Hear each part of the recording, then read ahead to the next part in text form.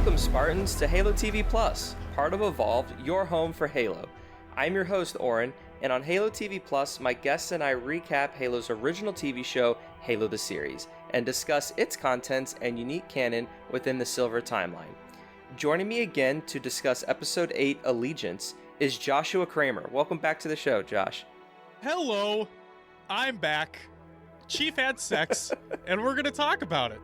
We are going to talk about it. We're going to talk about all that action, both behind closed doors and within suits of armor. Both literally and figuratively. Uh-huh. As you know, Halo TV Plus produces a commentary podcast episode and an analysis podcast episode to accompany the Halo the Series episode of the week. This is the analysis episode, where in a moment, Josh and I will highlight key scenes from Allegiance and discuss its effectiveness on screen while adding core canon knowledge for context here and there.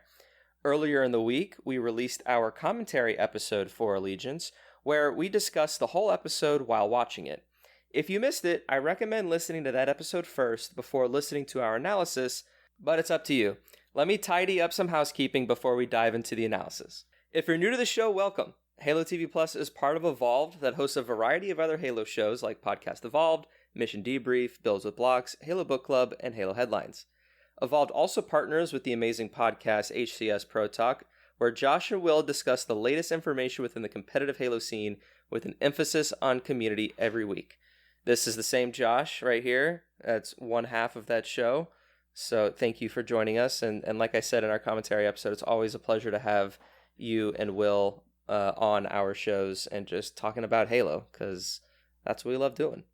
Thank you, Oren. And like I said in the previous episode as well, fuck yeah, daddy. Yes, I remember that. You can learn more about each of our shows on our website, evolvedhalo.com, including HCS Pro Talk. As Halo TV Plus is a new show, I ask that you rate it and leave a review, as I greatly appreciate all the feedback and suggestions I get from the listeners to improve the quality of this show. And we are nearing the end of Season 1, so if we have any feedback or suggestions about how to move forward with this show, I am all ears to kind of listening about, what you want to hear from us next as we approach the season finale. We would like to take this moment to thank all of our patrons for their continued support. Your contributions help us to continue making new content like this every single week, so thank you guys so much. If you're not subscribed and you're otherwise curious, our patrons receive a variety of exclusive rewards such as early episodes, unique swag, access to our podcast soundtrack, and more. You can head over to patreon.com/HaloEvolved to learn more. Before we dive in, our episode details, to give you a reminder from last episode. The synopsis, we have John and McKee come to terms with their shared vision. Halsey has one last chance to save her mission and herself.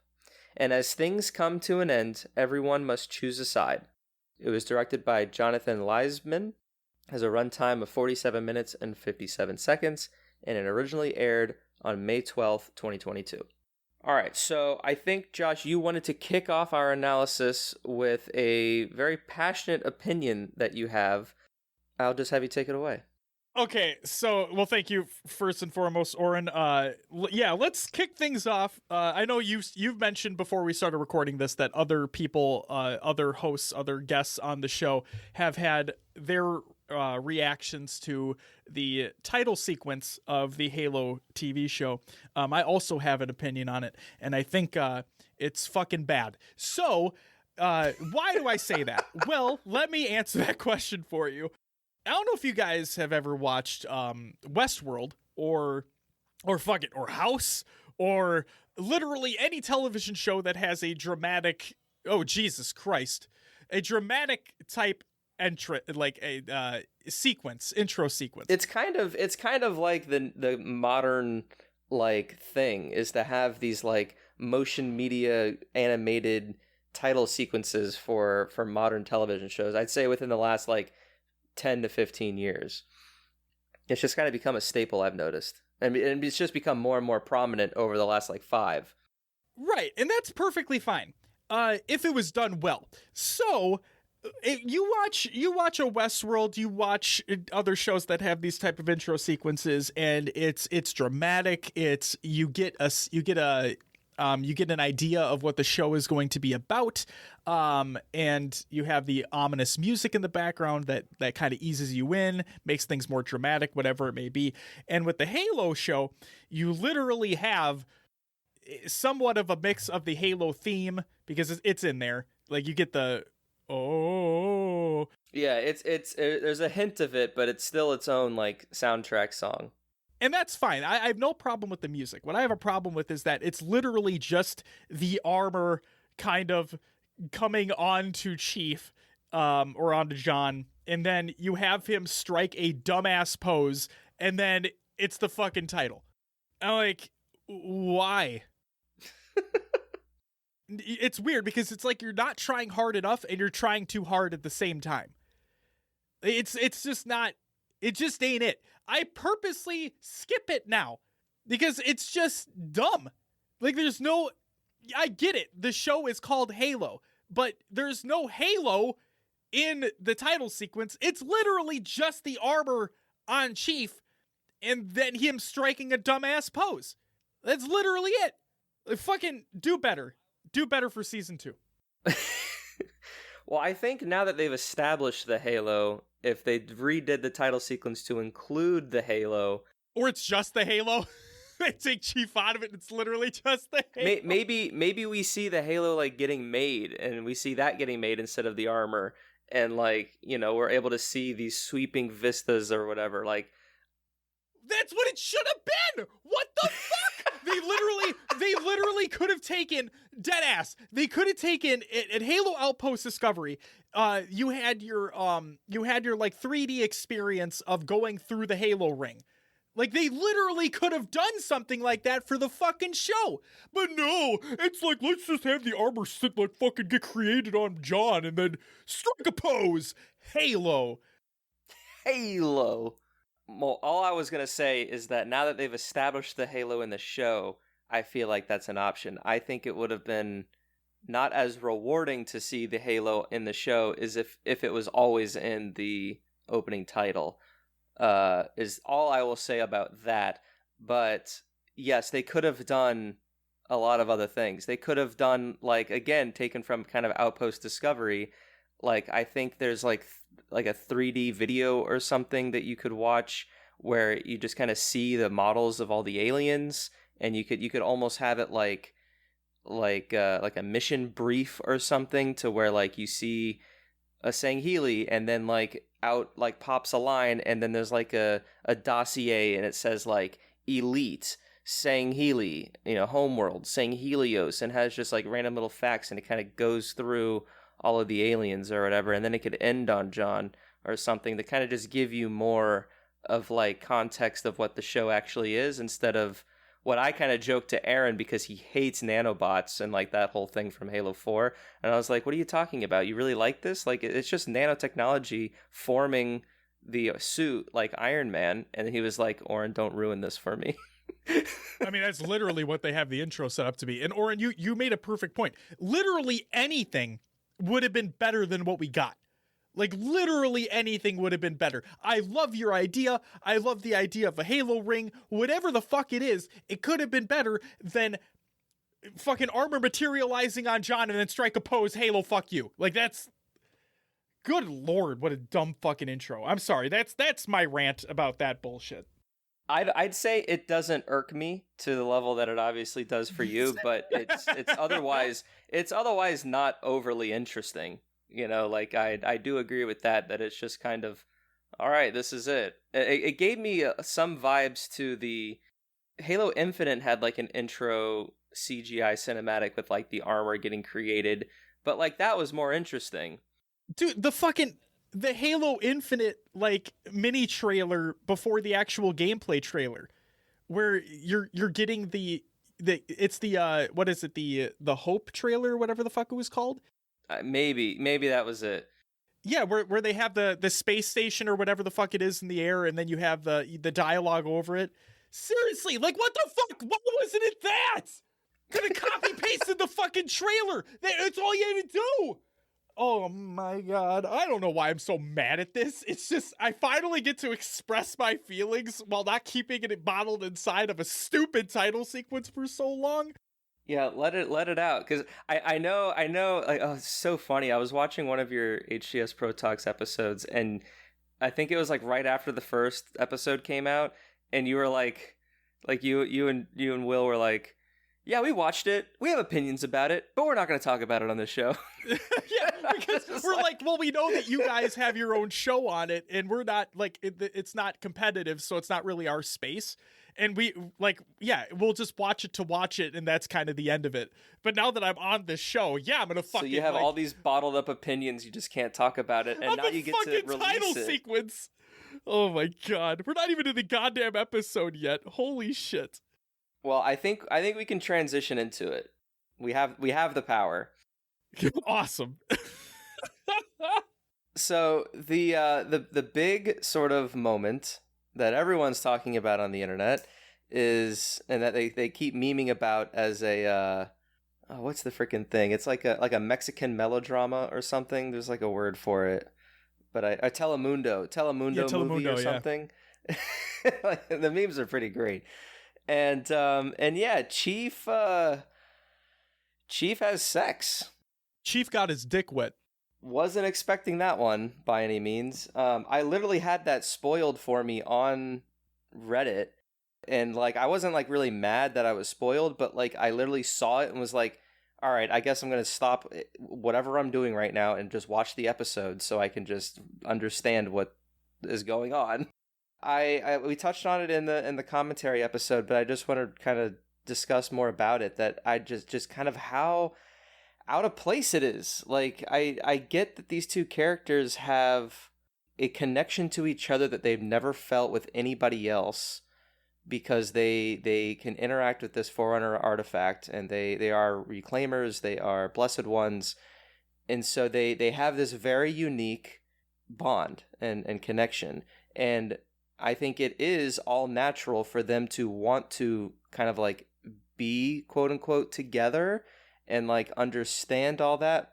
But like outside of a childhood kiss that McKee got before she hated humanity as a species, and who knows what type of relationship Chief has had, that's like all of their like sexual tension that they've ever had and feeling with any other characters that we like know. And I don't really know if they would have any other than that, to where they have this bond, and so they just immediately start making out and having sex and sleeping with each other. Like, it's just, I just don't understand why. Like, even from like a filmmaking point of view, if I was writing it, like I can understand them embracing and like holding each other because it's all about touch, you know, because they're touching the artifact, and they have this sense of touching.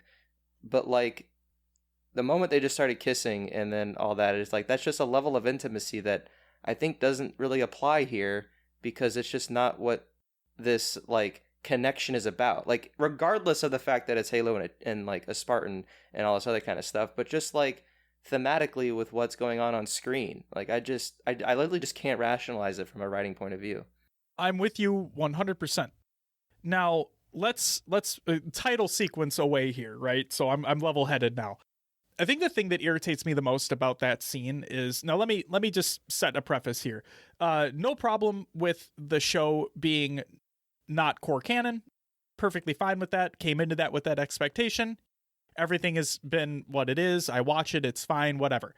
The thing that irritates me with that scene is just from a realistic standpoint, where in my mind, now I could be totally wrong on this, and we don't need to do a deep dive on their sexuality or anything like that. I'm not saying we need to. The point I'm getting at is McKee was taken as a child, and you're right, she had like what appeared to be her first kiss with the boy that she was with in that area when she was a child, and she was taken by the elites as a child, raised by them, so on and so forth. And from the sounds of it, she never had contact with humans.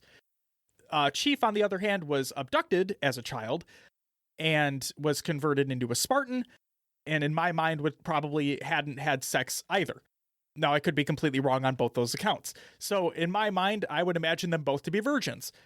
And they literally just jumped right into it. Again, from a realistic standpoint, when I watch that scene, obviously Chief took out his chip, so he feels everything now. He feels emotions. He sees things that he wouldn't normally see and pay attention to. And McKee has never had that. So she's always been in a state of like just fighting for her life, trying to do whatever is in her best interest to stay alive, so on and so forth. So they both obviously have a lot of pent up feelings throughout over the years, blah, blah, blah. And yes, they finally have this connection with the artifact. It's just what's weird to me is it just happens. Like they literally kiss and it jumps right into sex immediately. There was no buildup whatsoever. There was no real sexual tension between the two of them, like you get in other television shows, movies, media, whatever it may be. Like there was no buildup to it. It was it touches the artifact. They both appear in that area with the ring above them, and they share that moment. Well, you mentioned earlier on in the previous episode of our recording where they don't necessarily know that they were both in that state together, but they knew that like the one know that they saw the other, so on and so forth. It's just there wasn't any build up to this moment. There was no inner conflict between the two of them. There was no, I guess, a flirtatiousness to either one of them. It was just, we're here. We both had this one singular moment. Then let's kiss. Then let's fuck. And it seemed shoehorned in. It didn't feel natural at all.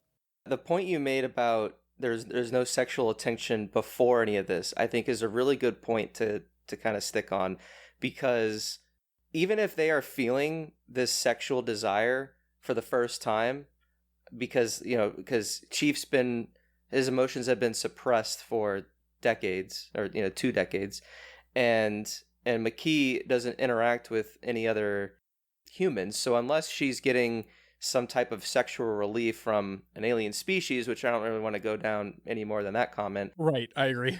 Presumably these emotions that they're feeling for the first time, and they're probably going to be naive about what to do with those feelings.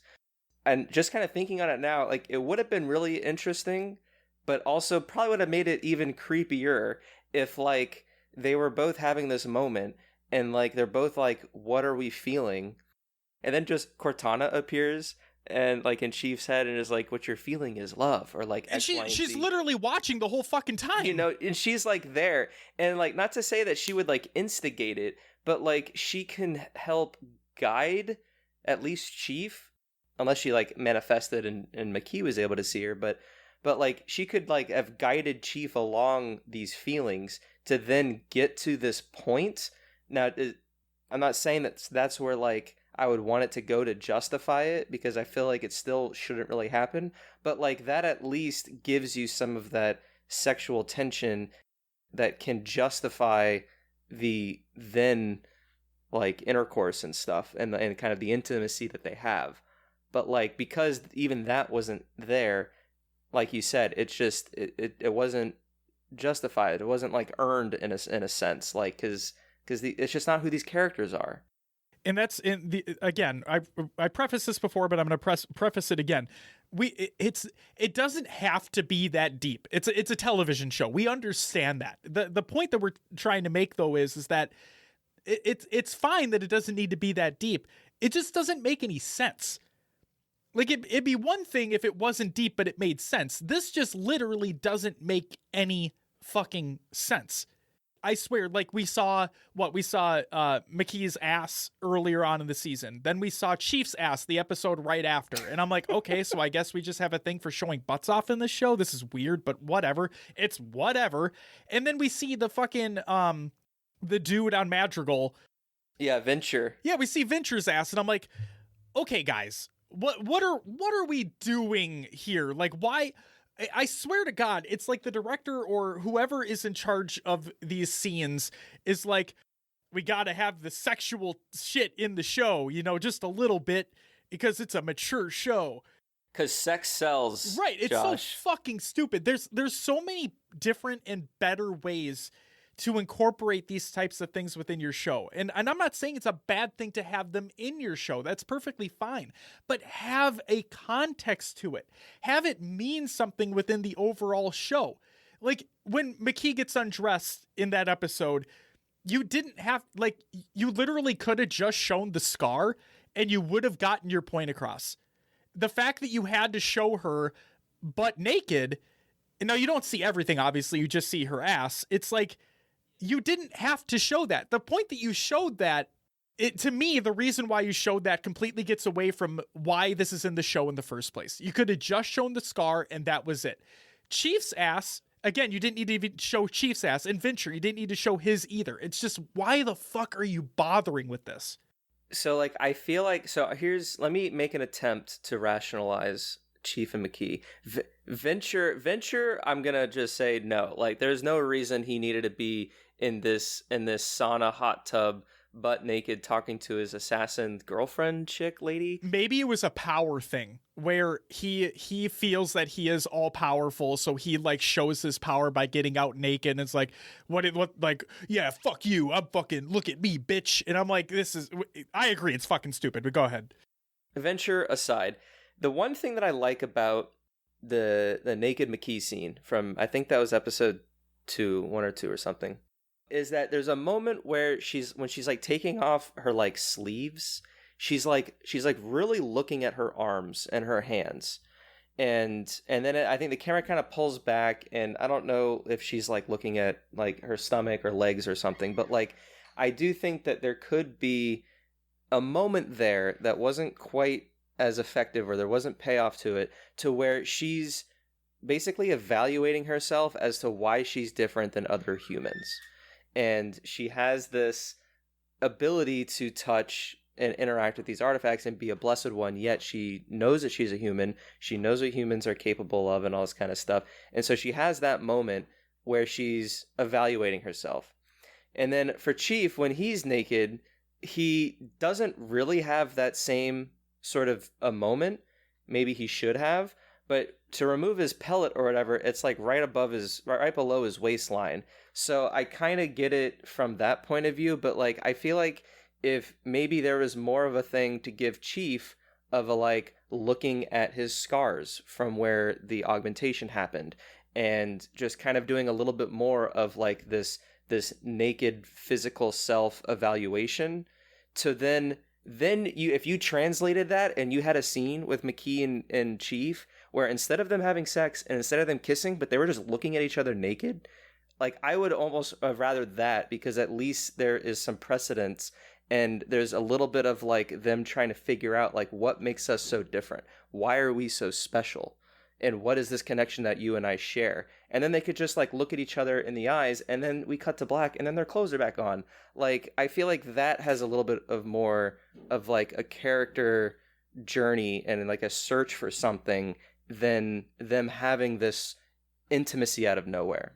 Yeah, I can agree with that. It's just, again, kind of like going back to the title sequence for a second. I think anything could have been better than what we were. Man, that's really on your mind. I'm not gonna go on my diatribe again. I'm just gonna say, I think anything could have been better. It really did feel like it was shoehorned in, because, like you mentioned, sex sells, and I've prefaced this multiple times in this segment, but I know that it doesn't need to be that deep.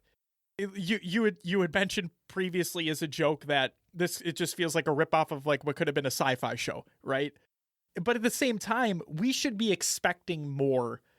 And I'm not just saying this as a Halo fan. I'm saying this is in general television. Like if I'm dedicating my time to watch something or listen to something or consume content, whatever it may be, I want that to be good content, right? And the show is not bad by any means. It's not terrible. It's just not.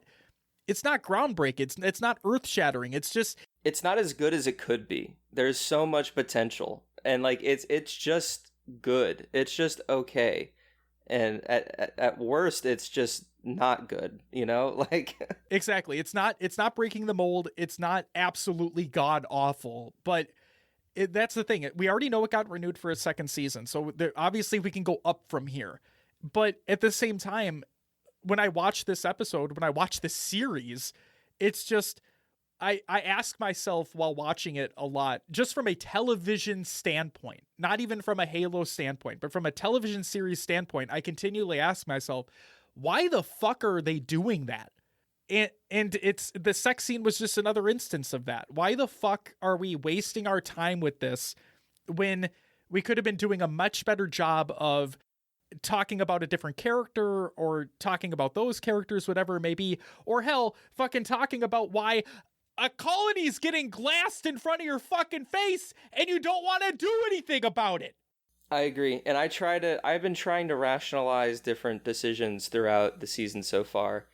And yeah, from most of the time, I can either see what they're trying to do or what I would probably do to tweak it and just make it a little bit better. And I mean, who knows what the development process was like? I mean, development really is a grueling process, and like there's complications always and everywhere, but like there's still a certain level of like, okay, well, just why was that choice made? Like, what was the rationale behind that choice?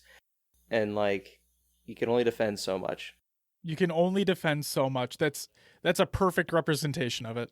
Anyway, let's digress from that. It happened. We'll see where it goes. I mean, we leave Chief and McKee in kind of interesting positions. Chief, fights the other Spartans because Halsey kind of puts them on each other, and Chief is literally looking down a barrel of a gun, which we said in the commentary, which almost was like, why are we in this position as well? And then McKee, she's touching the artifact and presumably going to escape with it, and everyone else is blinded by its majesty, so to speak. Oh, nice little reference there. Love that. That was phenomenal. And so we'll see kind of where their characters go to see if they kind of still have this connection, or if they're now kind of back to where they were on episode 1, where McKee wanted to get the artifact and kill humanity, and Chief is a Spartan wanting to kill the Covenant. So like, did all of their character stuff that we've been building over the last 8 episodes just revert back to the way that it was in episode 1? That's literally what I feel like is going to happen, because it's you had all this build up. Chief and McKee have their moment together. McKee clearly trusts Chief, as we've learned, because, and I mentioned to you this during the other episode, is that since McKee trusts Chief so much now, when Chief tells her, go find a Marine, go find anybody, don't worry about it, you'll be safe, and she's like, no, I want to stay with you, and he's like, no, you gotta fucking go now, and she's like, all right, fuck it, I trust you, I'll go. And of course, the first person that she sees is the guard that was guarding her room in the first place and never liked her to begin with. Yeah, never trusted her for a moment. Exactly. And it's just it was a really good scene, in a sense, where all of this build up happened, and then you have the release where she's getting shocked by the baton, which is a flashback to what happened when she was a child before she was taken by the Covenant.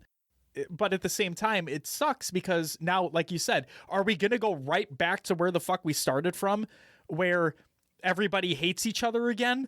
Because why did we waste, in my mind, why did we waste all that time if we're just going to go right back to where we started from, and nobody trusts anyone anymore? And it's like, oh my God. Communication, folks. Just fucking communicate.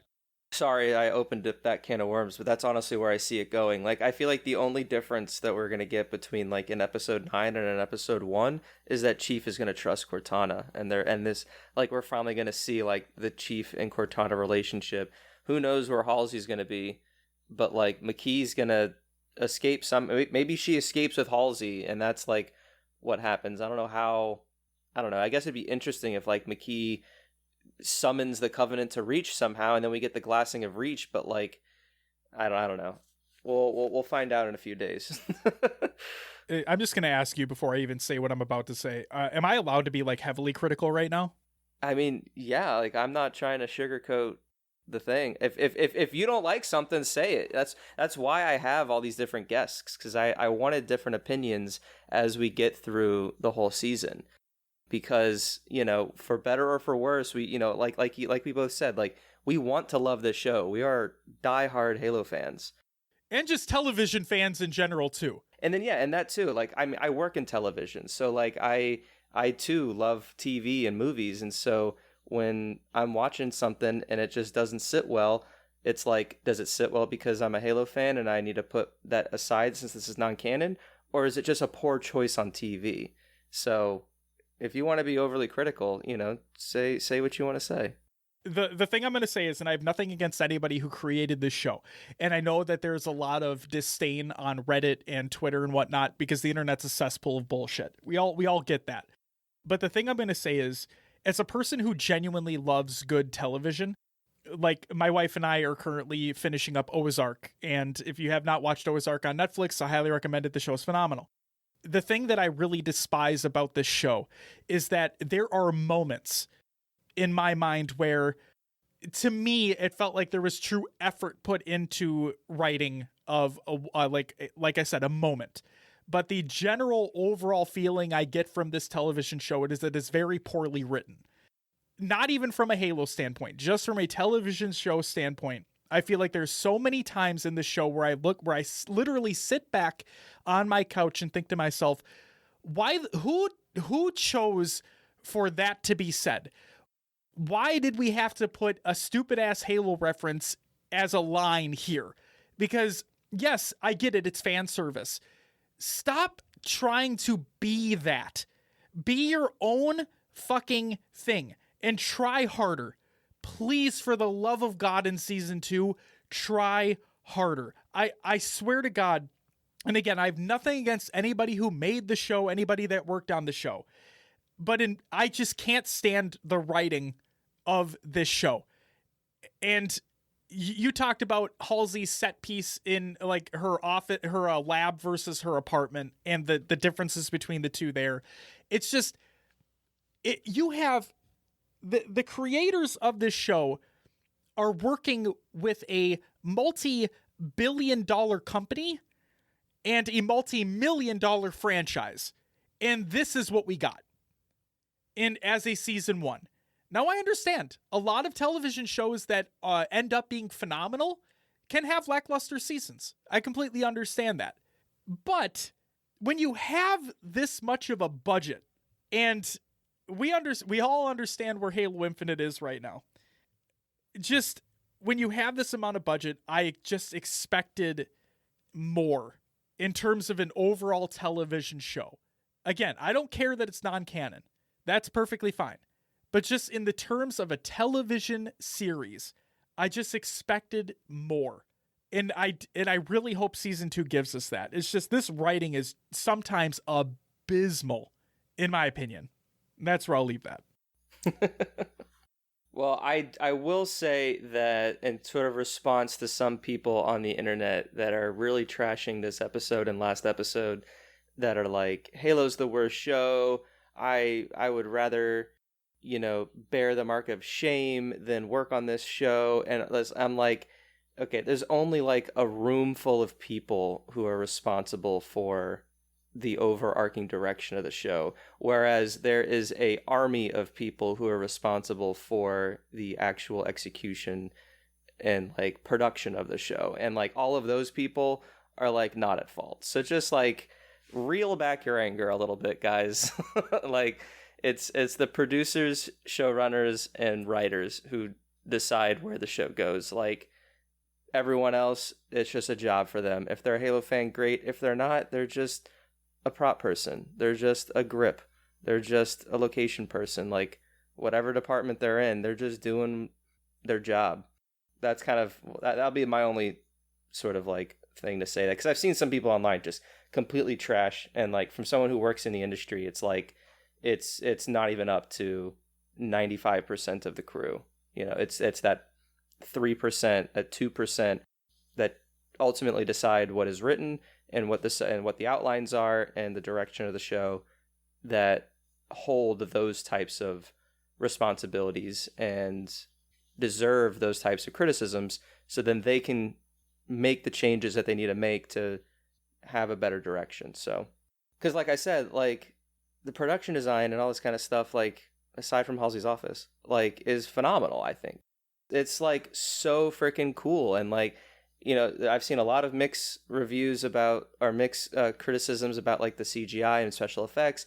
And it's like, yeah, some shots are not as good as others, but like as a whole, I think the vis effects are really freaking good for a TV show. Like, I think they put a good amount of money to get it to that level. And yeah, there's always room for improvement, but like the ship taking off in episode 7 after Soren like leaves and Kwan's like standing there at the AR in the sand, like I thought that was a really dope looking shot. But what do I know?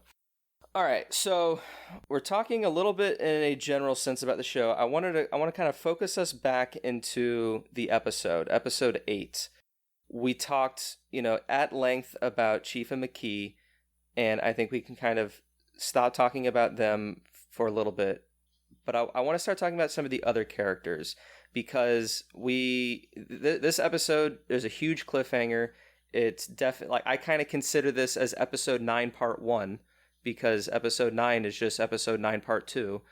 And I want to just kind of take a moment to talk about the other characters and kind of where they are, a little bit about how they've gotten here, and then where we kind of see them. And I want to start with Miranda, because Miranda had a pretty big episode. In the last few episodes, she's taken over Halsey's laboratory, so then now it's Miranda's lab, and she decodes the message finally, and realizes that it's McKee who's the one who is speaking. And she there's a moment with her and Captain Keyes, and kind of him being kind of proud of what she's accomplished, and that she's gonna just continue doing well, yada yada yada. And then we kind of leave her with that sort of climactic moment with the other characters when McKee touches the artifact. So I guess my question for you, Josh, is do we like kind of the journey she has gone on, and what do you think we need to see from Miranda in episode 9? I think I like her arc so far. Overall, I think that she can be a little whiny at times, given her role within the UNSC. I would like, this is going to sound stupid, but I get it. Most of the conversations that we see her in include one of her family members. So I guess I understand from like a personality standpoint that she wants to be more personal with them, and more emotional with them. It's just, my problem is, as a member of the UNSC, I would expect you to act more professional in some ways, and I feel like she hasn't done so. But as a character herself, I do enjoy where she's gone, how she's gotten to where she is now. I like how she's gotten a little bit more respect put on her name. Now, granted, Halsey's still a piece of shit for, hacking into everything, but I do love how Miranda, she has Halsey's lab now. She's able to do the work that she specializes in. We're able to get a little bit more of a deeper dive into that work that she does. We had the scenes with her and Kai in an earlier episode, and the other Spartans. I'm like, oh, the Spartans aren't all that bad. I was kind of sheltered from them because my mom's a piece of shit.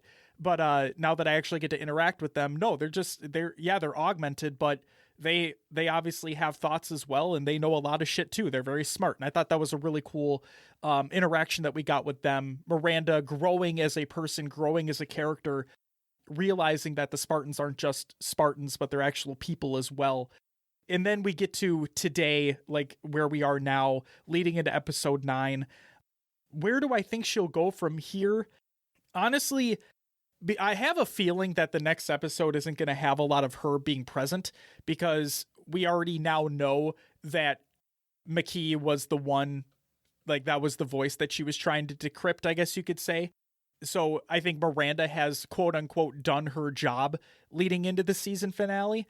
But what I do want to see is there to be a bigger scene with Halsey involved, and kind of her owning up to, and I know she won't, but like owning up to everything that she's done up until this point, and I think this scene will more heavily involve the Spartans instead of Miranda, but I kind of want Miranda involved in this case because, like, I want Miranda to find out that Halsey used her to hack into everything, get back into her lab, basically, take Cortana, and basically work behind Miranda's back. I want there to be an interaction between those two. Miranda probably doesn't really know that she was being used in that scene on episode 6 or something, because she left by the time it was revealed to the audience. So yeah, I actually, you mentioning that makes me want to see that scene as well, because that would be a huge character moment for Miranda, and I think it reinforces what I want from her, because I agree with you in terms of how she's been moving along this season. I think she's had some really good moments, like in episode 1 when you first see her, she's trying to console Quan, and she didn't do it successfully, and she has some like self-criticisms about it and some doubts. But then, as she works with the Spartans and learning more about them, and then now that she's been given Halsey's lab, she's kind of made a little bit of a name for herself, and she's finally breaking the boundary of being in the shadow of both of her parents, because there definitely is a lot of that, and I really want her to not remain there. I think I said this from the get-go, like having the family dynamic adds in the drama, but like I don't want that to be the only type of conflict that we get. Like, I want to see Miranda do things on her own, and if she is this amazing doctor/commander, then I want her to start making these discoveries a little bit more hands-on and interacting with other people that aren't just her two parents, because we've seen that this entire season. So I think it would be a huge moment for her if she saw the betrayal, or learned of the betrayal and lack of trust from Halsey, to then kind of help propel her to continue to being as good as she can and believe in herself more, because she does have some gifts that I feel like haven't been completely conveyed, but can be explored like in a season 2, and then maybe she can get like a shining moment in the season finale. So I see some potential in there, and that's why I wanted to bring her up, because I feel like she's kind of a hit or miss throughout the season, and I feel like she has the potential to really put herself in a good position in the next episode and beyond. Agreed. Do you want to know a fun fact? Sure. Do I ever? This is how stupid I am, everybody. I literally, before this show, had no idea that Miranda was their daughter. I had no idea. Did you know that Miranda was Keyes' daughter? Yes, Miranda Keyes and Captain Keyes, yes. I had no idea that Halsey was her mom. I don't know when I learned that, because I consume all of the lore, but like I'm not surprised. Well, apparently I was told that there's like a picture in Halsey's office or something.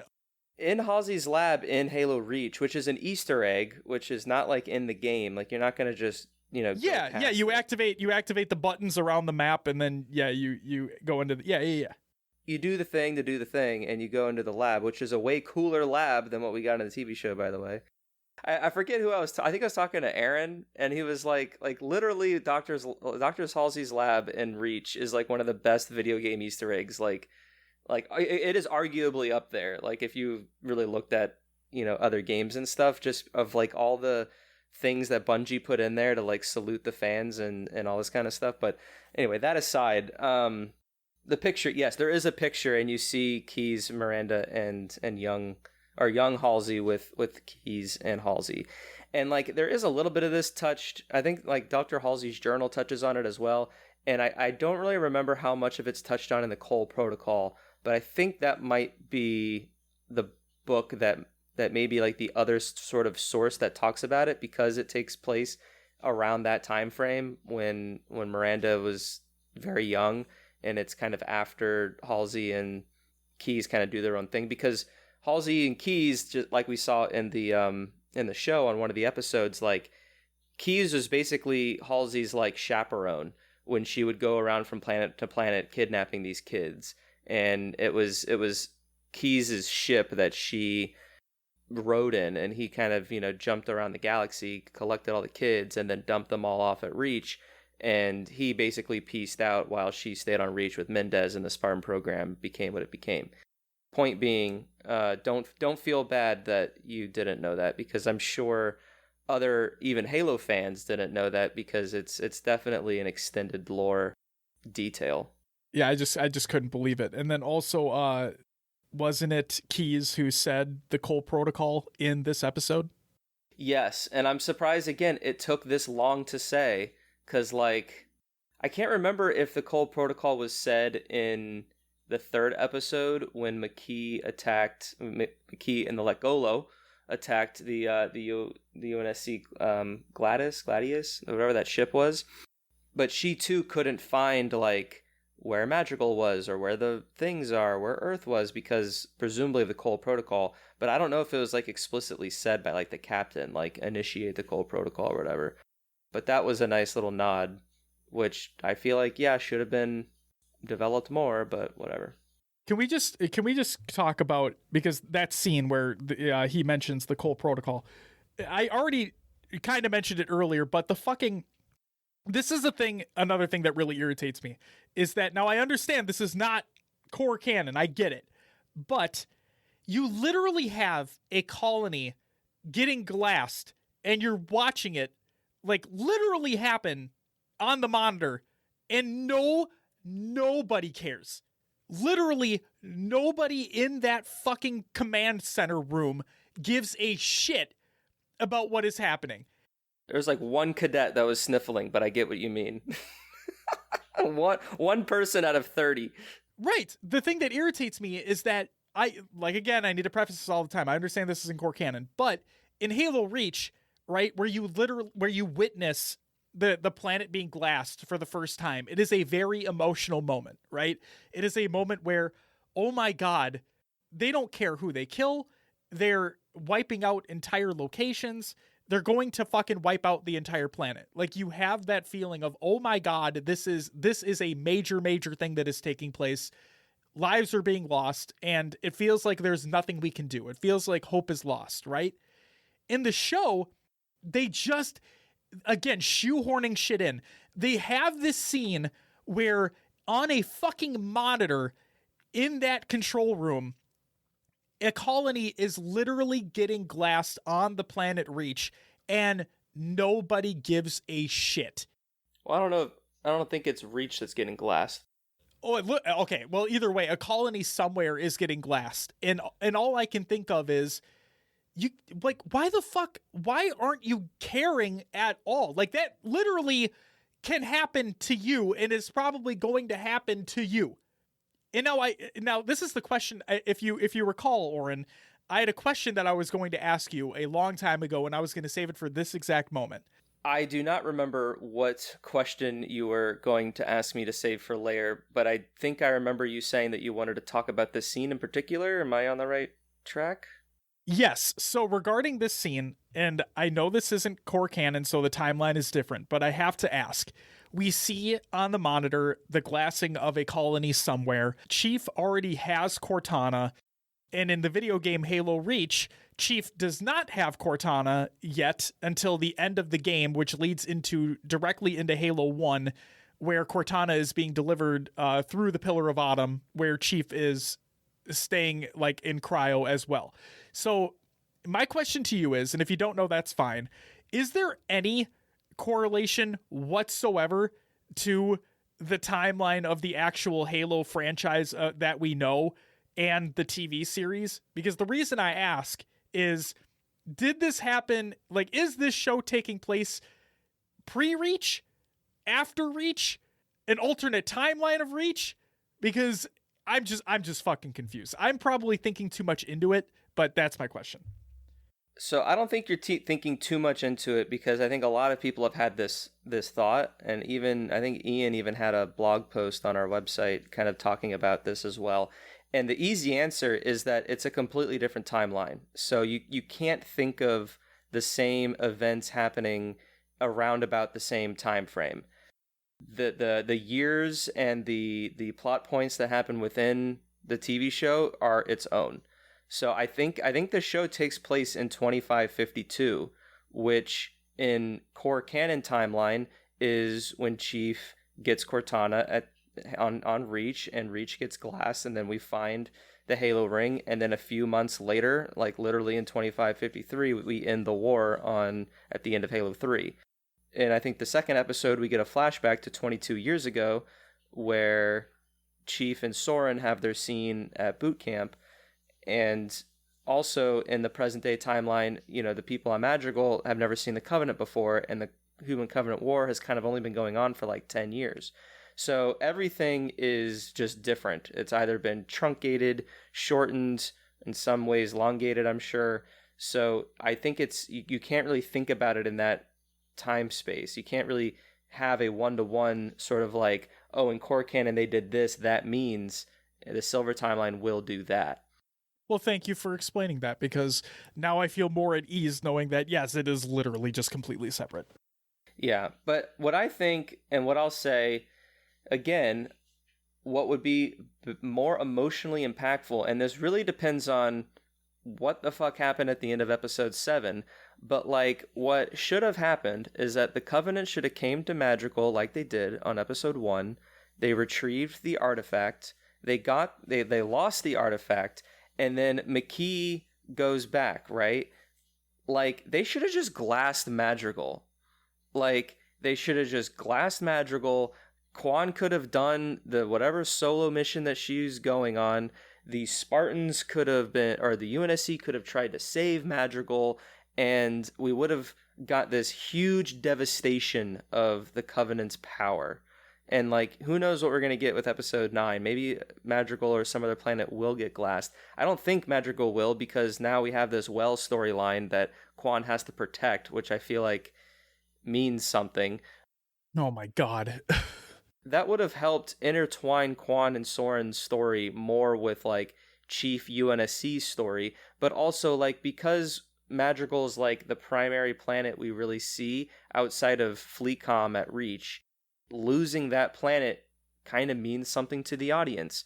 I mean, maybe not so much thinking about it now because a lot of the audience and viewers don't really care about Quan's storyline, but like if it was integrated better and we cared more than losing Madrigal to where not only did Quan's like tribe and community get slaughtered, but like her literal planet is getting glassed, that can give us more of the Covenant brutality, more of the Human Covenant war that we want to see, but also the emotional impacts of like losing an entire planet to the Covenant, which is what happens over the course of the 23 some odd year war, where literally the Covenant planet hop and the UNSC try to defend it, but then they just get obliterated. They lose, I don't know what the ratio is, but like the UNSC will lose like 20 ships to the Covenant's like 3 every time a colony gets classed and they try to defend it. And that's why they do the Cole Protocol and all that kind of stuff.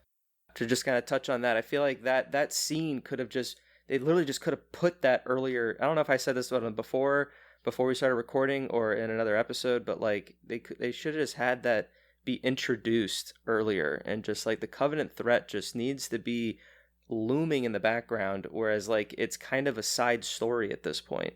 Because I get it, they literally want the story to be about these characters and like a character driven story, which I get, but like a war is literally going on. So like I feel like there needs to be some presence and something felt with that, to where it helps motivate these characters to do and make the decisions that they ultimately make.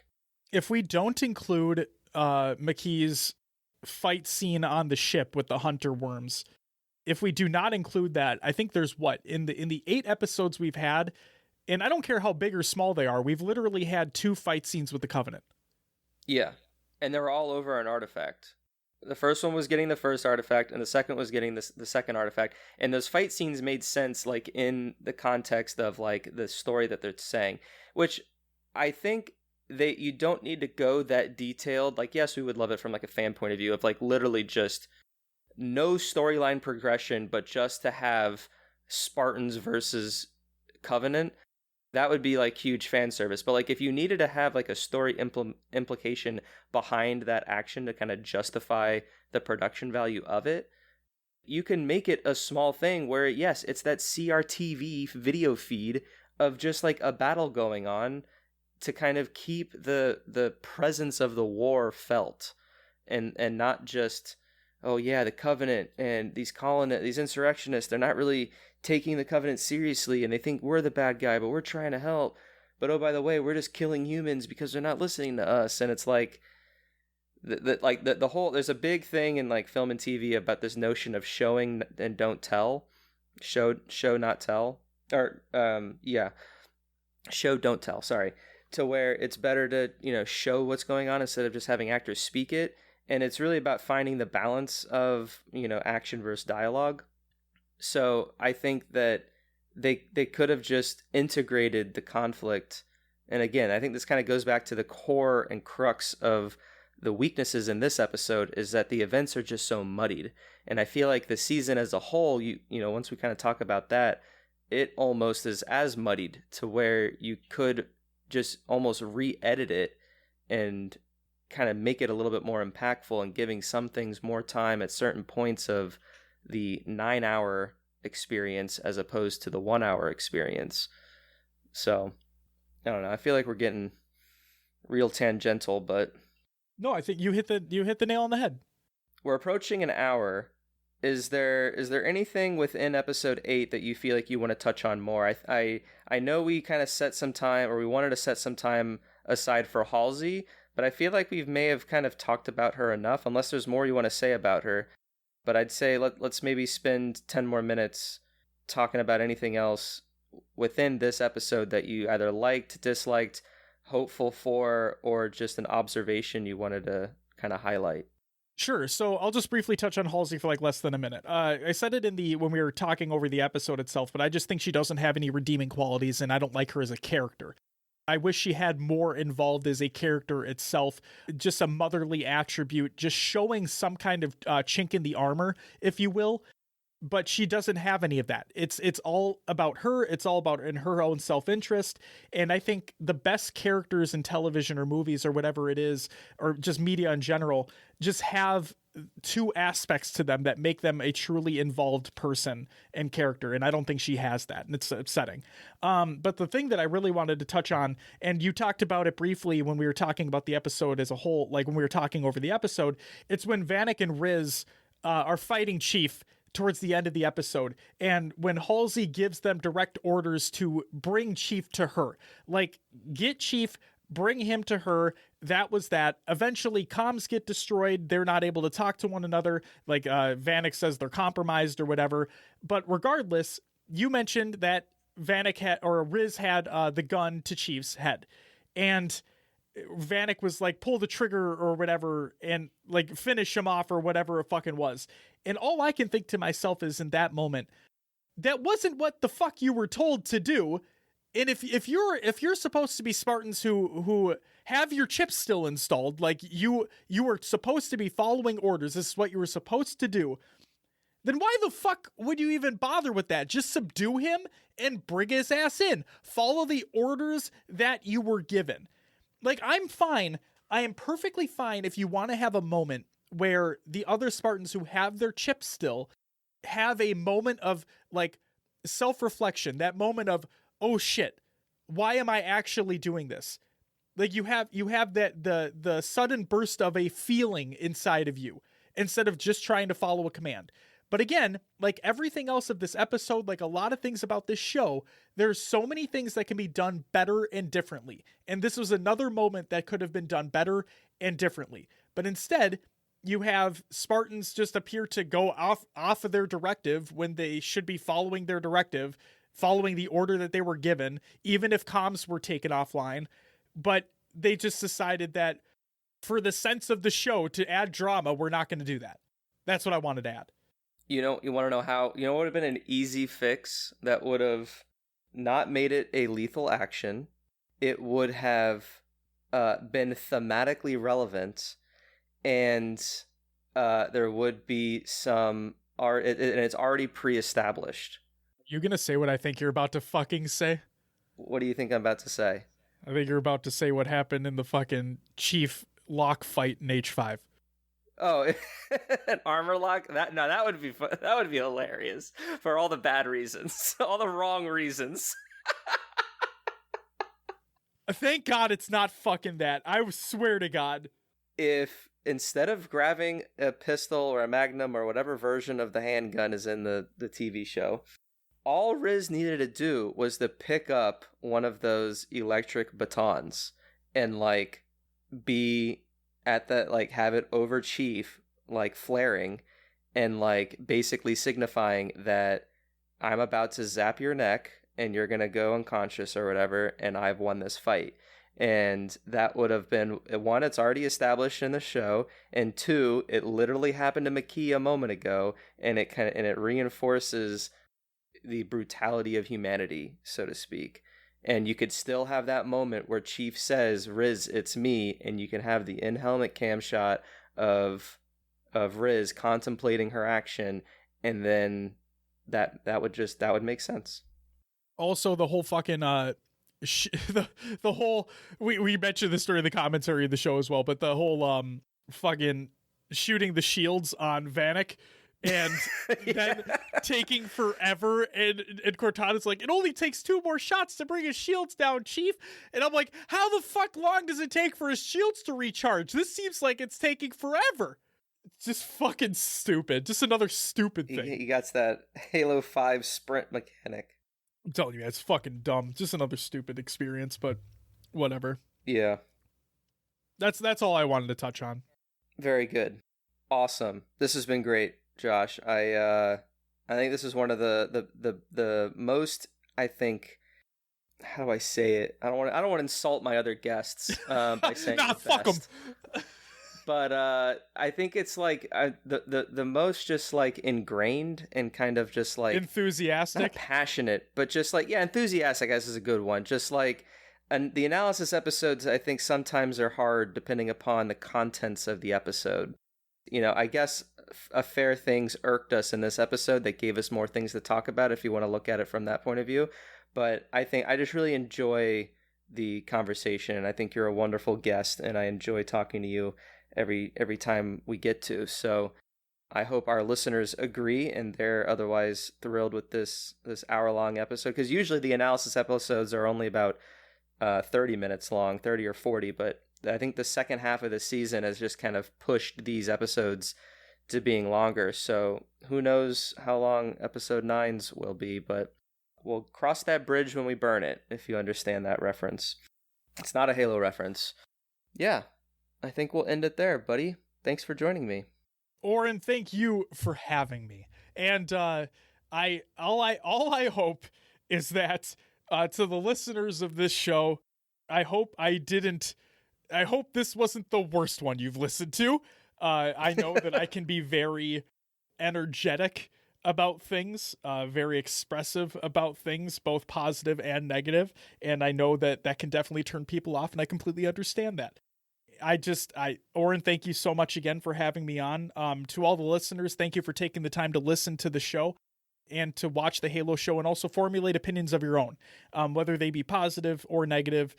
Any opinion you have on the show, as long as you're just trying to remain as level-headed as possible, take it as what it is, and hopefully season 2 will just be that much better, because that's all we can really hope for. Same as Halo Infinite, right? All we can hope for is that it gets better over time. I have a lot of gripes myself with the game, but we move on, and we try to remain as level-headed as possible. And I said it before, and I'll say it again. If you haven't checked out the Podcast Evolved website yet, I'm pretty sure, again, you're home for Halo! I think you should definitely do so. Go ahead and plug your show. You can check us out, HCS Pro Talk, your weekly Halo esports podcast. We do a live show every Monday at 7 p.m. Central Time, roughly, unless we're running a little late, because you never know, life fucking happens, right? We talk about the competitive Halo scene, and let me just say that you're not going to want to miss the next episode. If I am truly going to plug this shit, I'm going to say that you really don't want to miss the next episode, because I woke up this morning, literally this morning, to a very spicy news information that dropped from a pro player who benched himself from the professional team that he plays a part of due to some inner conflict within the team and management as well. So you're not going to want to miss it. We're going to talk all about it. And yeah, there's even drama on the competitive side. Is that the next episode that's coming out on the 16th? Monday the 16th? Yep, that is correct. Monday the 16th is when we will talk about this bullshit. This episode will come out, I think, after, like, either on Monday or Tuesday or Wednesday if I don't have my shit together. But so there, in all likelihood, if you're listening to this, then the episode that Josh is referring to has already been released. So you can check check your podcast feed, follow them, HCS Pro Talk, or watch the VOD on their YouTube or Twitch channel. God, you're just doing all the work for me. It'll be episode 235 if that is what people are interested in. 235. That's the information I needed. There it is right there. But yeah, there's a lot of shit happening in the competitive space, both good and bad. We talk about it all. And I just want to thank Oran as well. Thank you to everybody in the Podcast Evolved family for bringing us on as partners. This was a really, really fun time. We're all Halo fans in the end of it all. And I just love being able to talk about this franchise with friends. And yeah, Oran, I'm going to stop on my fucking soapbox. Thanks again. There you go. I mean, you said it. I mean, that's why I do what I do. I love talking about Halo. And someone put a mic in front of me and I haven't stopped. Same here, man. Same here. And it really feels like sometimes it's going to happen. But nope, we just keep fucking rolling. Well, if you are interested, Alex Wakeford with 343 Herespes, he releases his Silver Debriefing blogs every Monday. This blog is a source to recap the story of each episode in detail, serve as a hub for additional show-related content, and provide some more detailed insight into certain things. And if you want to read the Silver Debriefing blog for Allegiance, you can head over to Halo Waypoint now. Josh, thank you again for joining me, and thank you listeners for joining us for another week of Halo TV Plus. Halo the series premieres exclusively on Paramount Plus every Thursday morning at midnight Pacific Time. Like I mentioned at the top of the show, and how Josh has mentioned throughout the show, you can find every episode to all of our shows at Evolved, or that Evolved produces at evolvedhalo.com, your home for Halo. It also features links to our Discord server, Patreon page, Xbox Live Club, and other contact information. Once again, another special shout out to all of our patrons for your continued support for everything that Evolve produces and making our library of content possible. Thank you guys so much. If you're interested, you could head over to patreon.com/HaloEvolved to learn more. And finally, if you want to leave us an email or a voicemail about this week's episode of Halo the Series, you can email us at podcastevolved@gmail.com or leave us a voicemail at 205-EVOLVED. That's 205-386-5833. And with that, I've been your host, Oran, and until next week, Evolved! Evolved!